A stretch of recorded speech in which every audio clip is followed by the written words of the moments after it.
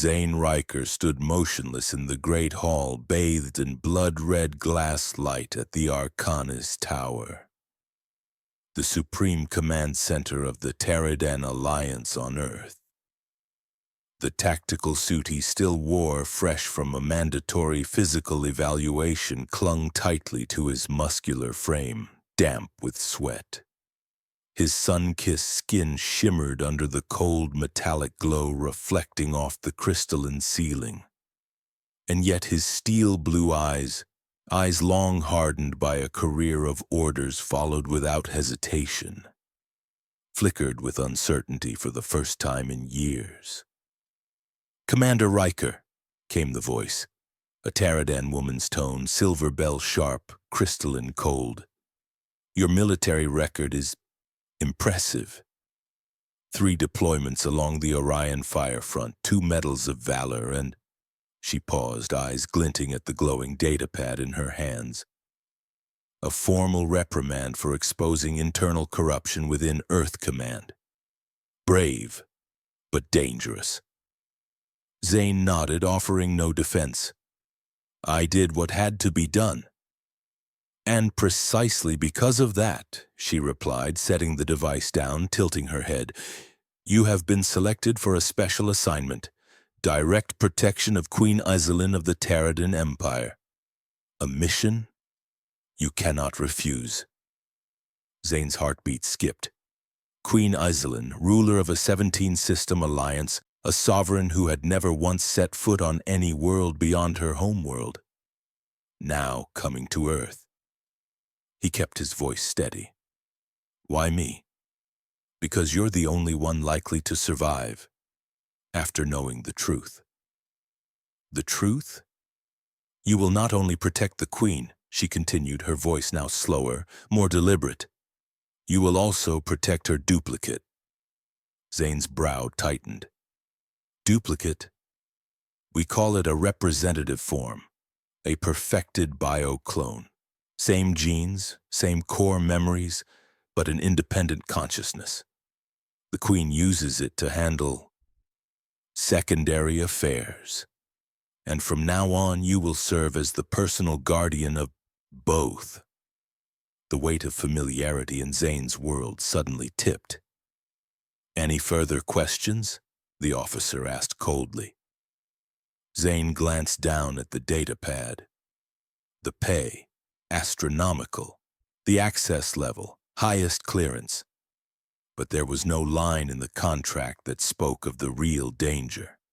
No clause that mentioned what it would feel like.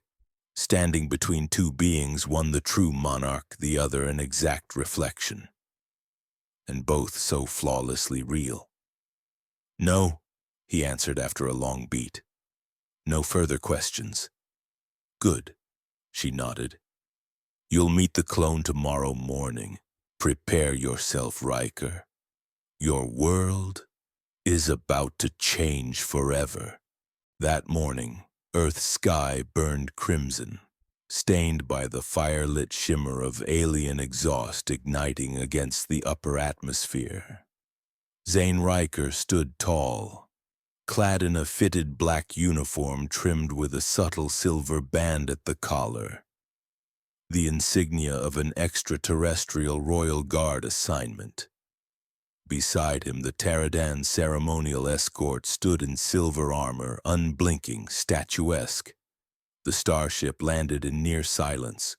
When the hatch hissed open, a figure emerged. Hair like woven moonlight cascaded down her back. Skin of darkened crimson gilded with the tones of ancient royalty. She walked with elegance, encased in a tailored combat dress, sculpted to her slender frame, yet radiating sovereign command. Zane exhaled softly. This was the true Queen, no doubt. But it was the woman who stepped behind her that made Zane forget how to breathe. She looked identical to Iselin. Every contour of her face, every slight tilt of her head, every gleam in her eye, uncannily the same. And yet, she smiled. It was not the smile of diplomacy, not the cold curve of political calculation. It was the kind of smile that came from someone simply allowed to be. "Commander Riker," she said. Her voice was lighter than the Queen's, like water flowing beneath a frozen surface. "I am Elira, the representative form of Queen Iselin. I understand you'll be assigned as my guardian for the duration of our time on Earth." Zane took her hand. It was warm, not metallic, not empty like the myths said about clones. That handshake wasn't ritual, it was human. "It's an honor to serve," Zane replied, keeping his tone formal. But his eyes locked onto hers, trying to trace the invisible line between replica and woman. "Today's schedule seems rather tame," Elira said with a soft laugh. "Just a visit to the Interstellar History Museum of Human Civilization. Sounds boring, doesn't it?" Zane was about to answer in textbook protocol, but hesitated. For some reason, he didn't want to speak to her like she was just another assignment.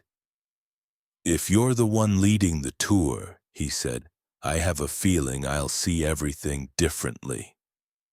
Elira tilted her head, eyes the color of deep oceans narrowing with curiosity. "Do you always say things not found in the Royal Guard handbook? Only when the person in front of me could deserve something real." A pause. Something shifted in the air between them, as though from a layer of reality unseen something began to form. Not by command, not by code, not by interstellar protocol. "Elira!" The Queen's voice snapped through the air like cold steel. Elira turned, startled. "We don't have time for idle distractions." "Yes, Your Majesty," Elira replied. But as she stepped away, the glance she gave Zane, just for a second, still belonged only to her, not to a clone. The Grand Hall of the United Human Coalition Museum was so still. One could hear each footstep echo beneath the towering glass arches above.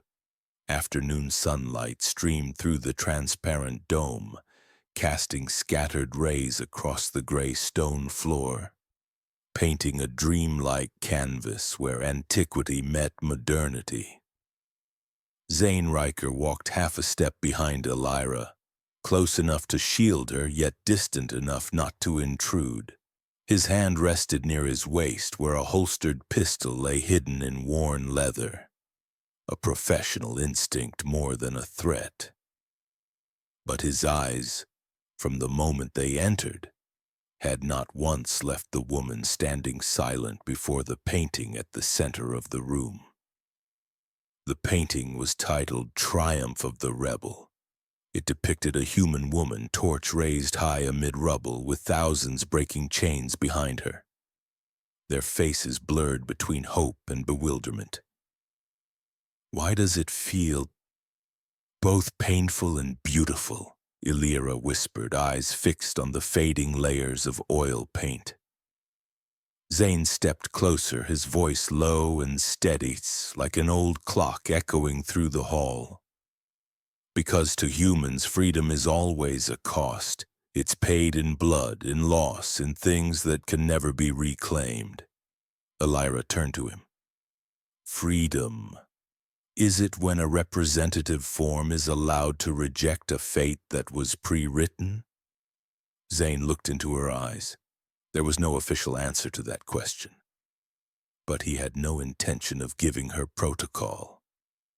"Freedom," he said, "is being allowed to ask that question, and still be standing here, waiting for an answer." Elira fell silent, but her lips curved. Not in a smile, but as though exhaling a long caged relief. She moved forward toward a sculpture, two forms twisted together, half human, half mechanical. It was unclear if they were embracing or unraveling each other. She raised her hand, stopping just above the protective layer, never touching the piece, but her gaze pierced the stone like it was searching for something beneath the surface. I don't know why I'm feeling this deeply, Illyra confessed, her voice trembling. I was embedded with memories of art, of emotion. But what I feel today, these aren't the Queen's memories, they're mine. Zane stepped closer, the space between them now a single breath. You have the right, he said gently, to every feeling that stirs inside you. You are no one else but Illyra. Her eyes widened slightly. A single tear, fragile, almost invisible, welled in the corner of her left eye and fell. Perhaps she didn't even realize it had happened. You're crying, Zane whispered. That feeling can't be faked. Illyra gave a faint nod. I don't know if I'm crossing a line or finally touching something real. Zane held her gaze unwavering. Maybe. It's both. The biogarden behind the embassy was a place few visited at day's end. Rows of hybrid flora, earth roses and Taurian moon lilies, exhaled a fragrance that was part spice, part sweetness, enough to make one lose all sense of time. Illyra sat quietly on a stone bench beneath a trellis of deep violet blossoms. Moonlight poured through the leaves above, casting ethereal strands of silver across her shoulders like a galaxy spilled onto the earth. Her silver hair flowed freely, stirred gently by the evening breeze, and her eyes, ancient lake blue, were fixed on Zane Riker, who stood before her, hands buried in his coat pockets, expression uncertain, but resolute. You know, Illyra said first, her voice soft as a poem drifting on wind. I'm beginning to feel afraid because I've started wanting something I'm not allowed to. Zane sat beside her, not too close, respectful but unwavering. I feel the same. She gave a small laugh, tinged with reluctant defiance. How strange. A representative form built to obey, daring to desire something outside its programming. Zane turned fully toward her. You're not a replica. You're the first person I've met brave enough to ask who you are, instead of accepting what you were told to be. Silence settled over them. Only the sound of petals stirring in the breeze and two hearts beating, stretched taut like a bowstring not yet loosed. Illyra turned away, but Zane saw the subtle tremble in her shoulder. Zane, she said, if I kiss you now, that would be counter-programmed behavior. It would violate royal protocol. It would... Be real, he interrupted, gentle but firm. Illyra looked back. Moonlight shimmered on her lashes like dew. They held each other's gaze for a moment that felt as long as 1,000 lifetimes. Then, drawn by a force neither could name nor deny, Zane leaned in. No more words were spoken.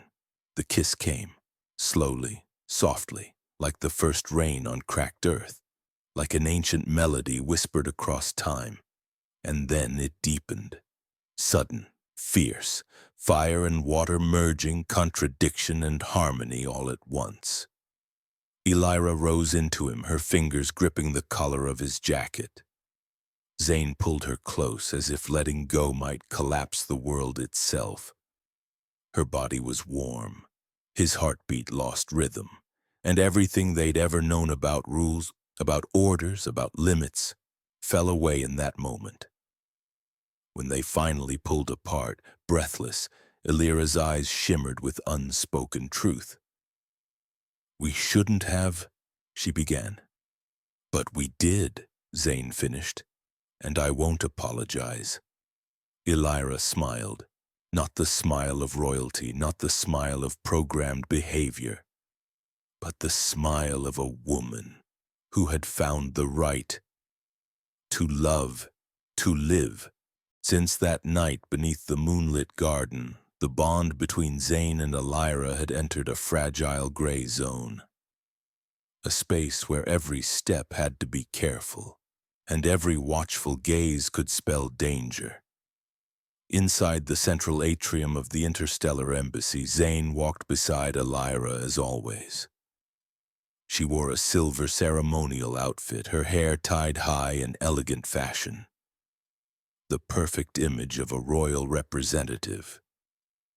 To the outside world, she was indistinguishable from Queen Iselin, and that was exactly why Zane couldn't look away. But only he knew, beneath that flawless exterior, beat a heart pounding in silence, and a secret they had yet to speak aloud. "Elira," he whispered as they slipped into the backstage corridor behind the diplomatic chamber. "We need to talk. Alone." Elira gave the faintest nod, her eyes flickering with awareness. "Tonight. Lower-level lab. No one ever goes there." When night fell, the bioscience lab on sub-level 3 was cloaked in shadows, lit only by the pale blue glow of the biological scanning pods. Elira stood by the control panel, fingers flicking through holographic interfaces. Displays of hormone levels, genetic sequences, and a blurry sonogram image. Zane stepped inside, the door sealed shut behind him, soundproof. They looked at each other. Then Elira broke the silence, her voice trembling. "Zane, I'm pregnant." The words stole the air from the room. Zane froze, eyes wide. He didn't ask, "Are you sure?" He didn't panic, didn't doubt. He simply fell into quiet. "How is it possible?" he murmured. "Elira," she touched the hologram gently, "was engineered to be infertile. I'm a high-tier biological construct. But still, a construct." Zane slowly stepped forward, his hand reaching out to rest upon the blurred sonogram. "But we did something even a galactic empire's genetics couldn't predict." Elira nodded. Tears rimmed her eyes, but within them burned something else, a strange fire caught between terror and hope. "We've created the first life between a human and the Asari." Zane took her hand, gripping it tightly. "And that means, if the Queen finds out, she'll see it as betrayal. Not just me," Elira whispered, "but you and the child." Silence followed, not chaotic but steady. Two breaths aligned, two fates converging. "We need a plan," Zane said finally. "To hide it, protect it, until the day we're strong enough not to hide anymore." Elira leaned against his chest, for the first time, not as a clone but as herself. "I'm not afraid anymore, Zane," she said, and for the first time she spoke his name with a tone that belonged only to her. "As long as we're together." Primary emotions. Subtle tension, being watched, imminent exposure. A fierce resolve to protect Level 9, Royal Biodomain. A soft violet glow bathed the genetic analysis chambers, a sacred space where no one entered save for Queen Azara and her most secretive bioscience core. But tonight, someone else was there. Slender frame, regal posture, a face indistinguishable from Elira. Except the eyes. Izara's eyes held no softness. They were molten steel, a blade's edge, silently slicing through the veil of deception. She stared at the flickering data before her. Biological sample, L03 status, irregular hormonal surge, detected pregnancy. Likelihood high genetic merge, 51% Homo sapiens, 49% Isari silence. So deep it seemed to suffocate the room. Then at the corner of her lips a faint smile. "So, you've chosen your own path, Elira." Her voice was calm, but inside it, a quiet storm. Not jealousy, not fury, calculation. Meanwhile, across the palace, Elira sat alone in her private chamber, hand resting gently on her abdomen, feeling the subtle rhythm of life awakening inside her. Zane nearby was fine-tuning a device he'd jury-rigged from human stealth tech. hoping to mask her biosignature from the royal censors for a little while longer. But he knew time was slipping away. "Illyra," Zane said, eyes fixed on the controls, "we need to leave." "Disappear before she acts." "No," Illyra whispered, a strange light dancing in her gaze. "Not yet." Zane turned, stunned. She was standing before the mirror, the dim light reflecting her face, and behind her in the glass. Zane saw it, a ghostly silhouette. It wasn't just Illyra in the reflection. It was Izara. "You don't see it, do you?" Illyra said softly. "If we vanish now, she'll come for us, not for power, but because she's unraveling too." Zane narrowed his eyes. "What do you mean?" "Illyra was made from Izara's core pattern, but I'm the first to feel something she never could. Love, life, and somehow she's feeling it too, through me." Zane stepped closer. "You're saying you want to stay?" "I want to show her," Illyra said, barely a whisper, "that humanity can reignite what an entire civilization forgot how to feel." Zane took her hand in his. "Then we won't run, but we will not bow." High above in the royal spire, Queen Izara stood before the royal mirror, a deep interface relic that reflected not just appearance but memory, emotion, hidden echoes of the soul. She looked into her own face, Punlam, and saw a version of herself smiling. Not her, Illyra, or perhaps the woman she could have been, if she had chosen love over rule. Slowly, Izara placed a hand over her abdomen, empty, silent. "Perhaps," she murmured, "what I created has lived more truly than I ever did." And for the first time in centuries of dominion, the queen felt something unfamiliar. Loneliness, the central sanctum of the palace, a place only Queen Izara was allowed to enter during the Red Moon phase. But tonight, beneath the faint glow of thousands of bio-crystal lanterns suspended across the vaulted ceiling, Izara was not performing any ritual. She sat alone, no throne, no guards.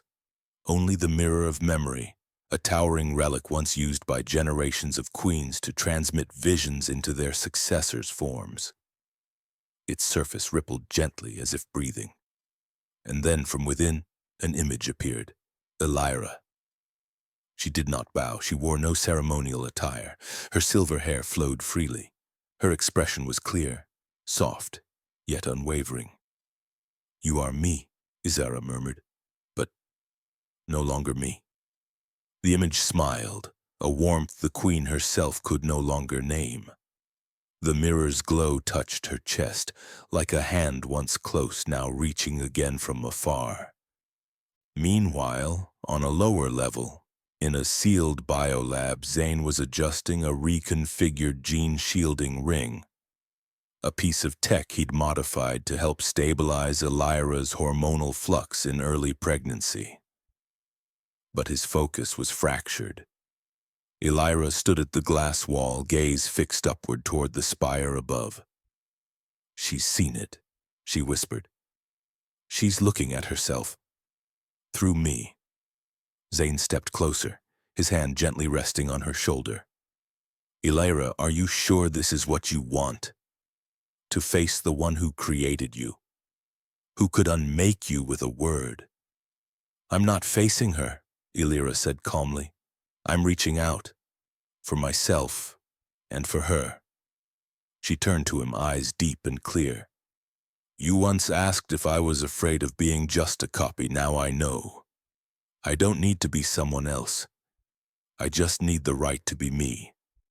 And if the one who made me is lost, then maybe I am what she has left, to find herself again."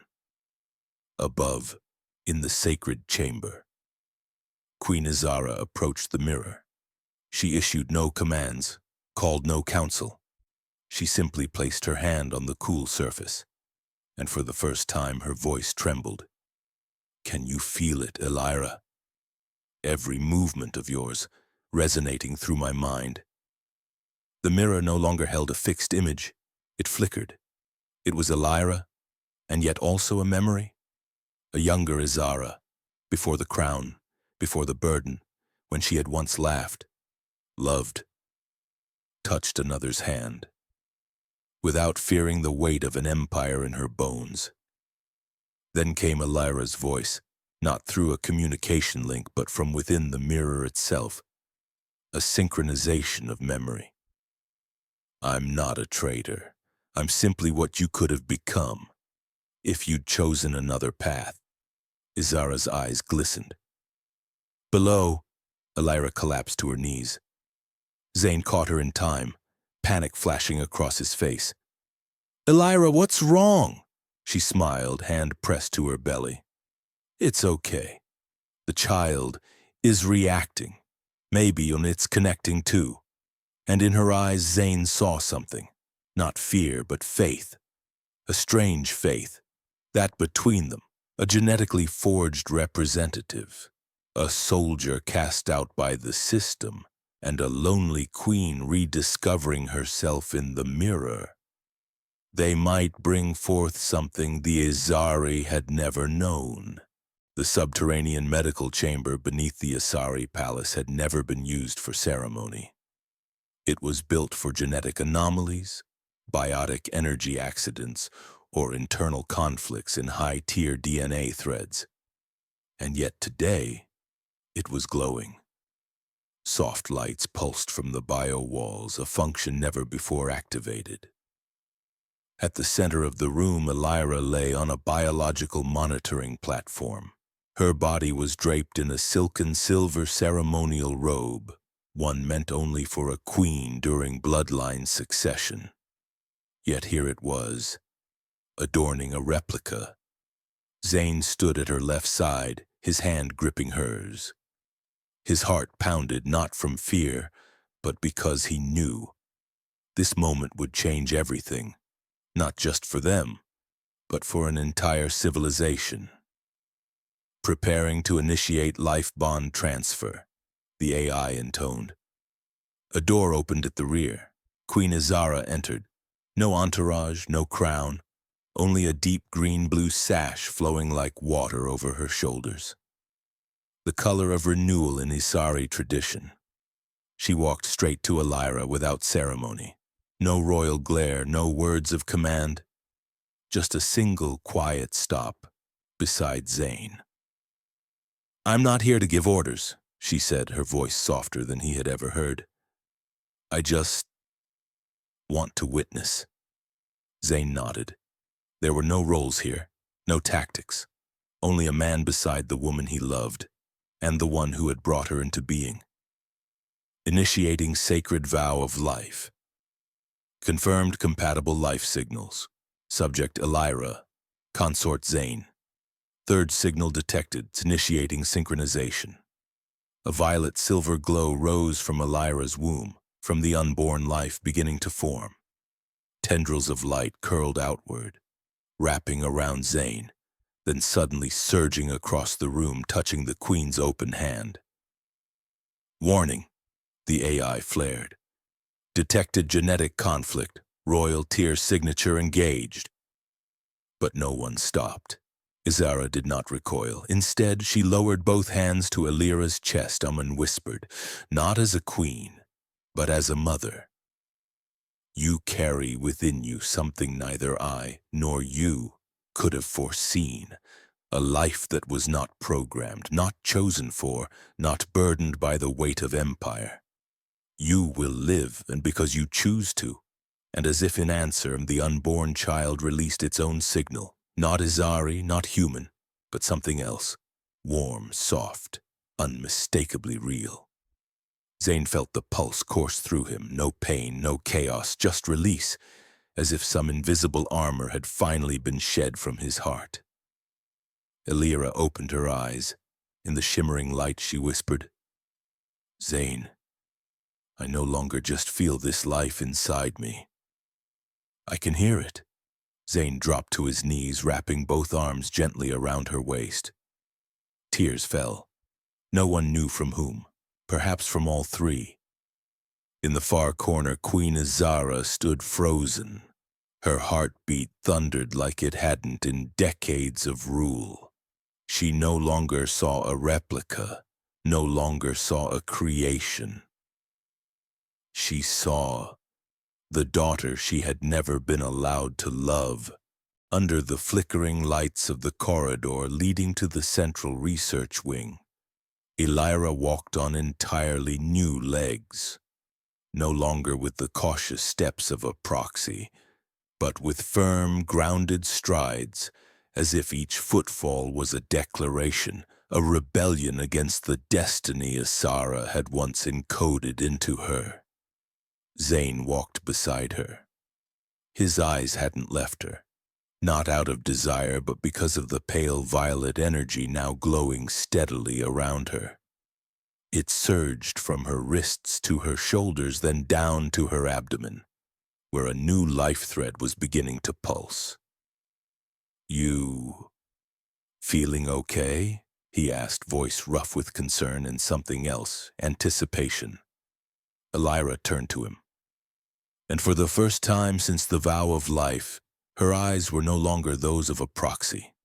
They were eyes reborn, the gaze of someone who had crossed a threshold, a soul rising from within her own chest. "No, Zane," she said softly. "I'm not just okay, I'm alive, for the first time." Her voice trembled, not from fear, but because for the first time she could feel her own blood beating to a rhythm that was hers and hers alone. Then, glass shattered. The command room's reinforced wall exploded. A fleet of high-grade aerial assault drones pierced through the containment field with violent precision. Alarms screamed. The entire facility trembled. "Kolvar? No, impossible!"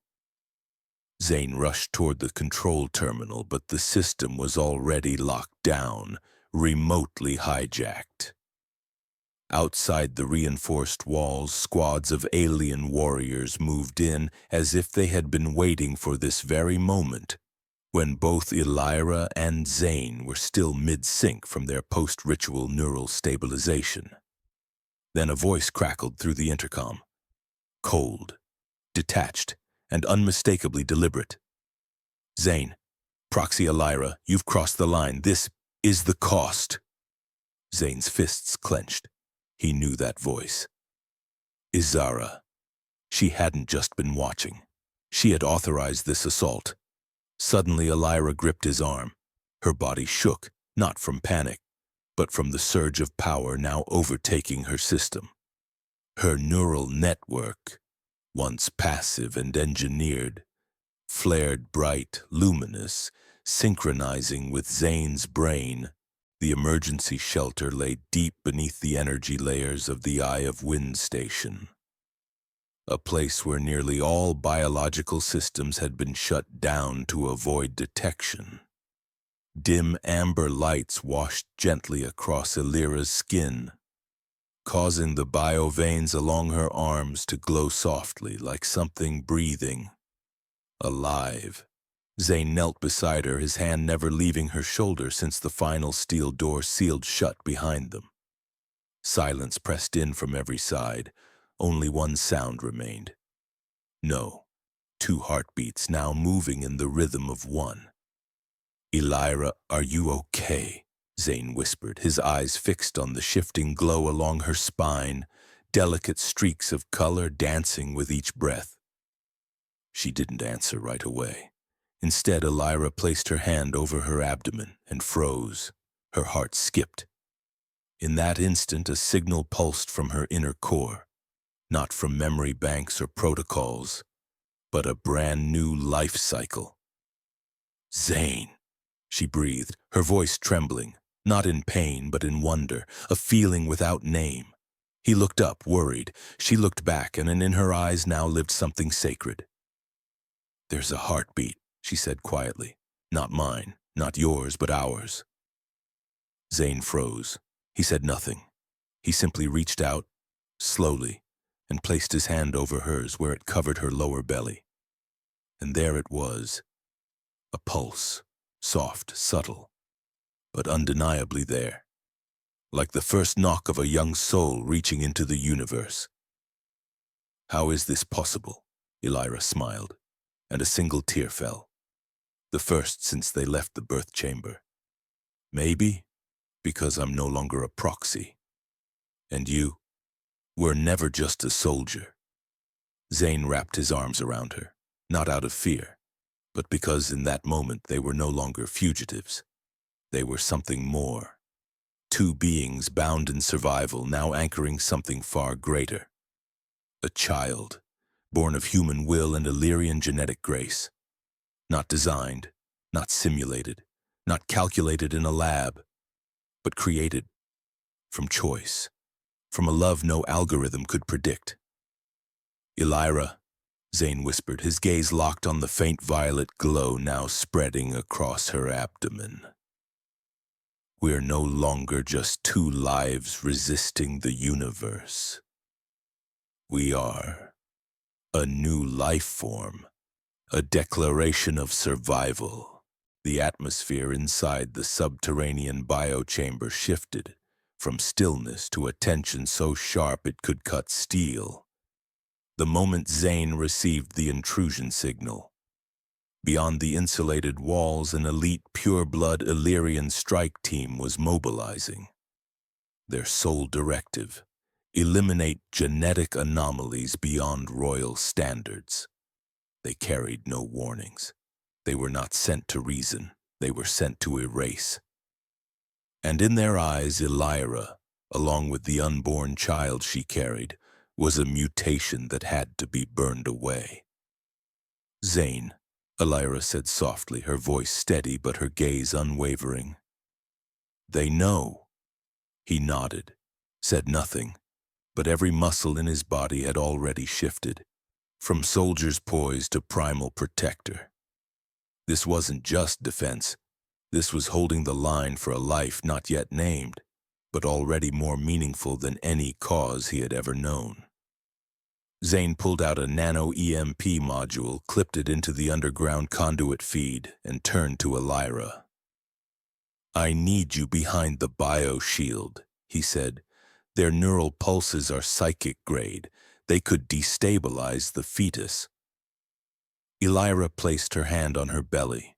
She could feel the child reacting, not in fear, but with a rhythmic pulse, syncing with her own neural flow.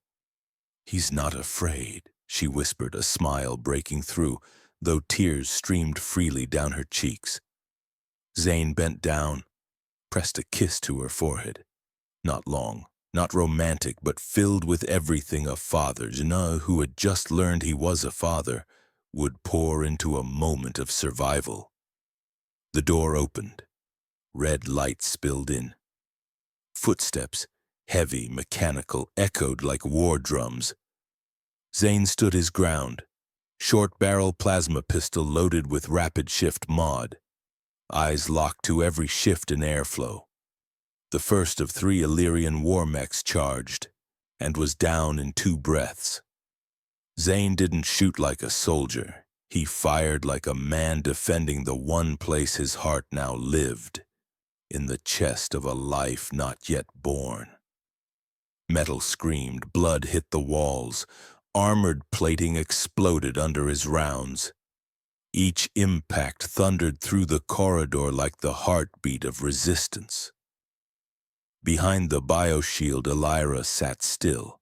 Her hand remained on her belly, her body vibrating with rising energy spikes, but her eyes never faltered. She felt each strike Zane landed, not through a comlink, but through the emotional resonance binding the 3 of them into a single living circle. One of the final units attempted to breach the auxiliary door, and was obliterated by a gravity flip mine Zane had planted. Silence. The raid was over. Amid the haze of ozone and scorched metal, Zane stood, panting but unbroken. Elira stepped through the dissolving bioshield. They locked eyes. No words, none needed. In a room soaked in ash, sparks, and blood, Zane gently reached out, placed his hand on Elira's stomach, and whispered, "I don't know how far we'll make it. But I know one thing. This child will be the one reason two entire civilizations must change." The room was unnaturally quiet. Only the soft pulse of the biosupport systems and the occasional whisper of wind through burnt ventilation shafts remained. Elira sat with her back to the wall, hand resting gently on her belly. Faint violet light continued to pulse from the bio-threads in her skin, a rhythm never before recorded in any Illyrian medical archive. Zane sat just a few feet away, repairing the scorched edge of his armor plating. But his hands froze when she spoke. "Elira has seen the light." Zane looked up. "What?" Elira traced a soft circle across the glow on her skin. "Inside me. It's not just our child, it's a signal, a new light, something that is part of me and part of you." Zane moved closer silently. "Elira sees things the Illyrian were never taught to see," she said. "I see fields, light, and the smile of a child born of two worlds." Zane didn't know how to feel. Pride, terror, hope. Elira turned to him. "We can't keep running." "I know," Zane murmured, his voice hoarse. "They won't stop. Neither will I." Silence stretched between them. Then Elira gently took his hand and placed it over her belly. "Izara must know." Zane stared at her. "You mean, actually tell the Queen?" "She's the most terrifying woman in the galaxy," Elira said softly. "But she's also the only one with the power to rewrite the laws that destroyed us." Zane exhaled, long and slow, running a blood-crusted hand through his tangled hair. "Elira, if we tell her, she might kill you. She might call this child treason. She might cut us open on a sterilized table. Are you sure?" Elira smiled, a strange, calm smile. "I know her better than anyone, because I was made from her mind, and there's something you've never considered, Zane." She looked him dead in the eyes. "Izara has never been loved." Zane said nothing. Elira took his hand and placed it over her chest, where her heart now beat in harmony with another, young, new, still forming. "We can't teach the Illyrian to love with weapons. We teach them with what they can't replicate. A touch, a glance, a life, born from choice, not command." Zane nodded slowly. He had lived his entire life under orders, but for the first time he felt a command rise from somewhere deeper, from within his own heart. "We'll face Izara, but not to beg, not to flee." He tightened his grip around her hand. "We're going to give her a choice. Accept this child, or restart history with blood drawn from royal veins." The metal doors opened with a low guttural groan, like a warning growl from the heart of an ancient world. Zane stepped through first. His armor still bore the burns of battle, but his stride was steady, as if each step carved a new declaration into the marble floor. Behind him came Elira, no longer clad in the cold uniform of a proxy. She now wore a silver-gray robe, tight around a form that held within it the pulse of a growing life. A faint violet line shimmered across her forehead, pulsing with the rhythm of a heartbeat yet unborn. On the throne, Izara sat unmoving, a sculpture carved from absolute power and merciless ancestry. Her eyes, twin rubies encased in frost, locked on Elira. "My daughter," Izara began, her voice soft as mist, but each syllable as cold as metal pressed against winter skin, "has broken the oldest covenant of our kind." Zane clenched his fists, but Elira raised her hand, stopping him. She stepped forward, her gaze did not lower. "I'm not your daughter anymore. Izara rose. Light from the throne reflected across her robes, casting a radiant halo. A queen, a deity, a sovereign unwilling to accept defiance from the very shadow she had created. "Illyra," she hissed, "you are me, the shell I forged to endure what I refused, desire, pain, pleasure, birth." Her voice cracked into a snarl. "And now betrayal." Illyra smiled, not in mockery, not in defiance, but in release. "You were never a mother. You crafted shells to shield yourself from who you truly were. You didn't create me, you fragmented your fear and called it proxy, and then forced me to live in your place." Zane stepped forward beside her. He was not Illyrian, but in that moment he stood as something Izara had never been able to comprehend. A human who chose love, even knowing it might cost everything. "You don't have to understand love," Zane said. "Just step aside and let your child live." Izara stared at them. So long it seemed time itself held its breath. Then she moved. She approached. Stopping in front of Illyra, her expression changed. Anger remained, but now there was confusion, fear, and most dangerously, curiosity. "Why didn't you run? Why didn't you beg?" she whispered. "You carry the first hybrid ever born of Illyrian and human blood. They will dissect you, imprison you, erase you from history." Illyra answered in a whisper, "Because this isn't a product of technology. It's the first child, born of a proxy who loved." Izara trembled. Zane gently tightened his grip around Illyra's hand.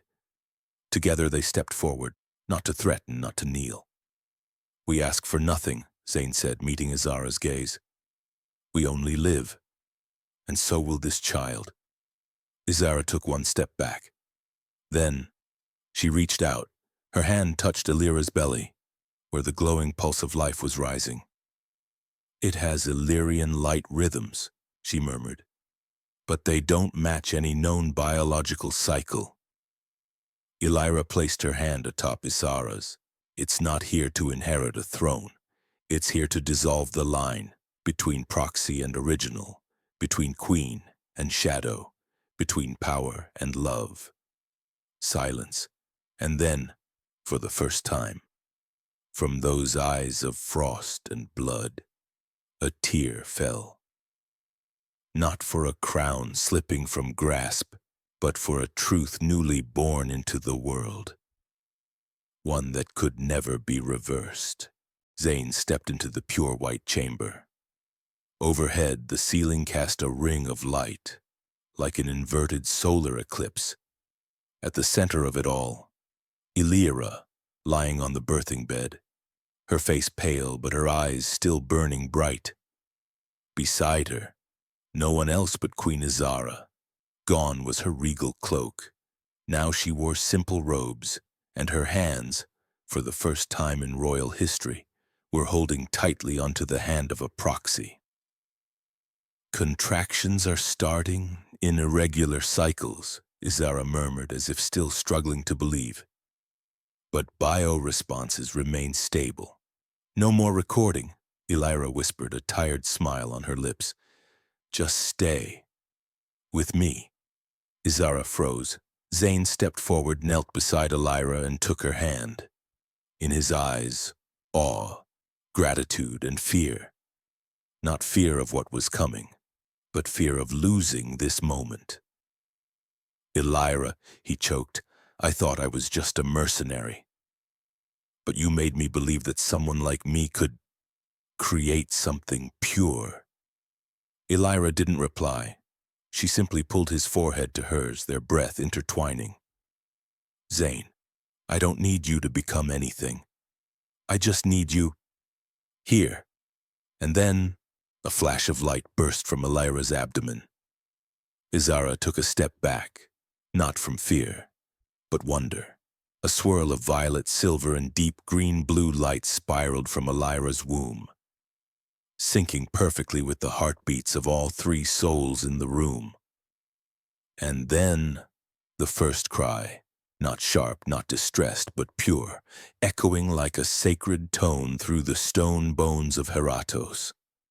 Izara stepped forward, trembling. She took the child from Zane's hands as if cradling the soul of an entirely new kind of existence, a child with Elira's soft lavender skin, Zane's golden hazel eyes, and a glowing line pulsing across the forehead, like an Illyrian life beat rebuilt through humanity. "It's alive," Izara whispered, "and unlike any of us." Zane wrapped his arms around Elira.